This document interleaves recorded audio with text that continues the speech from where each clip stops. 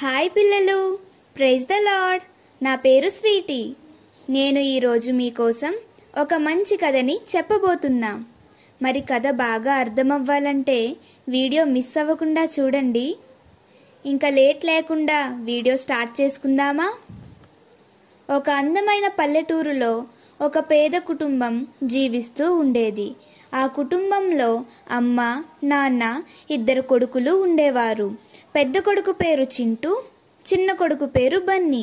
అయితే చింటూ చాలా అల్లరి చేస్తూ వాళ్ళ అమ్మా నాన్న మాట అస్సలు వినేవాడే కాదు. కానీ బన్నీ మాత్రం వాళ్ళ అన్నయ్యలా కాకుండా బాగా చదువుకుంటూ మంచి మార్కులు తెచ్చుకుంటూ వాళ్ళ అమ్మా నాన్న మాట విని వాళ్ళని ఎప్పుడూ సంతోషపెట్టేవాడు. అలా ఒకరోజు బన్నీ క్లాస్ ఫస్ట్ వచ్చాడు.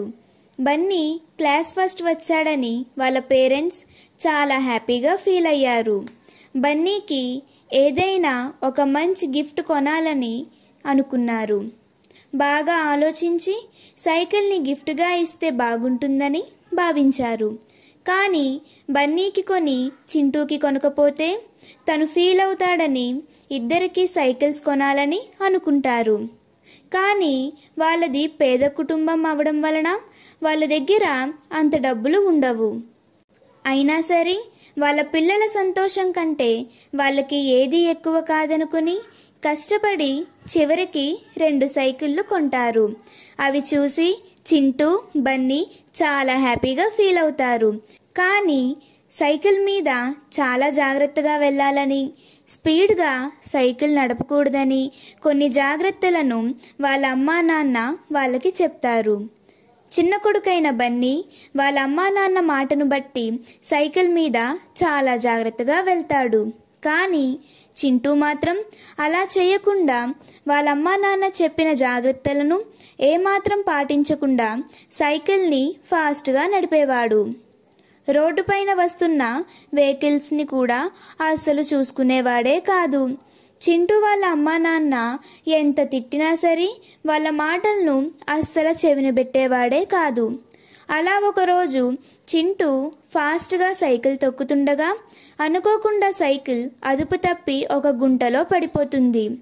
అప్పుడు చింటూకి చాలా దెబ్బలు తగులుతాయి. కాళ్ళకి కూడా పెద్ద దెబ్బ తగలడంతో పాపం అస్సలు నడవలేకపోతాడు. ఆ దెబ్బల నొప్పి తట్టుకోలేక చింటూ చాలా ఏడుస్తాడు. ఆ విషయం వాళ్ళ అమ్మా నాన్నకి తెలిసి చింటూ దగ్గరకు వచ్చి చాలా బాధపడి తనని ఓదార్చి హాస్పిటల్కి తీసుకెళ్ళి ట్రీట్మెంట్ చేయిస్తారు. అప్పటి నుంచి చింటూకి పేరెంట్స్తో ఎలా ఉండాలో అర్థమయ్యి వాళ్ళ మాట వినడం ప్రారంభిస్తాడు. చూశారు కదా పిల్లలు, అమ్మా నాన్న మాట మనం వినకపోతే ఏం జరుగుతుందో. ఒకవేళ మన అమ్మా నాన్న మనల్ని తిట్టినా లేదంటే కొట్టినా దాని వెనకాల వాళ్ళ ప్రేమ దాగి ఉంటుంది. వాళ్ళు ఒక మాట చెప్పారంటే అది మన మంచికే కదా పిల్లలు. అలానే మన యేసయ్య కూడా ఎంతో పవర్ఫుల్ గాడ్ అయినప్పటికీ వాళ్ళ అమ్మా నాన్నకు లోబడి ఉండి వాళ్ళు చెప్పిన మాటలను విన్నారు. ఆయన వారి మాటలకు లోబడి ఉండడమే కాకుండా దేవుని దయయందు మనుషుల దయయందు వర్ధిల్లారు. ఈ విషయాన్ని మనం బైబిల్లో లూకా సువార్త 2వ అధ్యాయంలో చూడొచ్చు. యేసయ్య వాళ్ళ అమ్మా నాన్న మాటను జవదాటేవారే కాదు, పెద్దలకి చాలా రెస్పెక్ట్ ఇచ్చేవారు. చివరికి సిలువలో చనిపోతున్నప్పటికీ కూడా తన అమ్మగారి క్షేమాన్నే కోరారు మన యేసయ్య.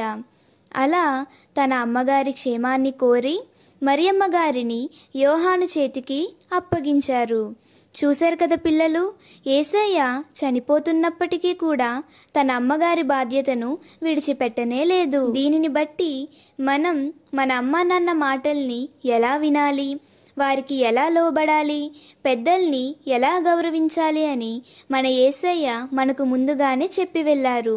మనం మన తల్లిదండ్రులను సన్మానించాలని, వాళ్ళని గౌరవించాలని, వాళ్ళకి లోబడాలని బైబిల్లో మన కోసం దేవుడు ముందుగానే రాసుంచారు.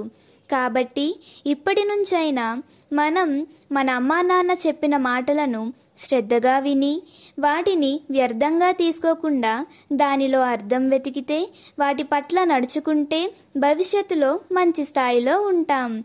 దేవుని కుమారుడైన యేసయ్యే భూమి మీద వాళ్ళ అమ్మా నాన్నకి లోబడి మాట వినినప్పుడు మనం కూడా అలా ఉండాలి కదా పిల్లలు. ఈ భూమి మీద యేసయ్యే మనకు మాదిరి. ఆయన్ను పోలి మనం నడుచుకుందాం. మన అమ్మా నాన్నతో పాటు దేవుణ్ణి కూడా మనం చేసే పనులతో సంతోషపెడదాం. ఈరోజు కథ అంతే పిల్లలు.